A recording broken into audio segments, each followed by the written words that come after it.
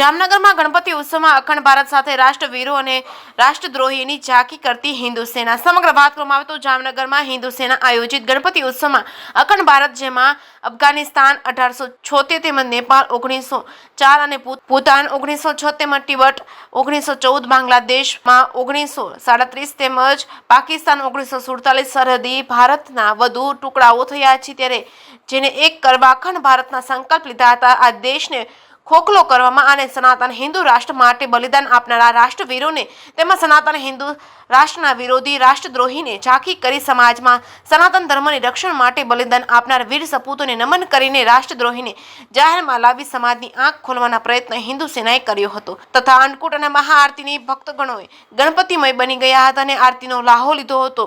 મહાઆરતી પૂજારી ચિરાગ ભટ્ટ દ્વારા કરવામાં આવી હતી, જેમાં બહોળી સંખ્યામાં લોકો ઉપસ્થિત રહ્યા હતા. તેમાં ગુજરાત હિન્દુ સેનાના અધ્યક્ષ પ્રતીક ભટ્ટની ખાસ ઉપસ્થિતિ રહી હતી. જેકેએસની ગુજરાતી સાથે હર્ષલ ખંડેરિયા, જામનગર. જય શ્રી રામ, જય શ્રી મહાકાલ. કિશન નંદા હિન્દુ સેના પાલનકાલી. આજે હિન્દુ સેના દ્વારા જામનગરમાં અંબિકા ડેરીની સામે ભવ્ય ગણેશ ઉત્સવનું આયોજન કરેલ હતું. તેમાં આજના દિવસે મહાઅન્નકૂટ તથા મહાઆરતીનું આયોજન કરેલ હતું.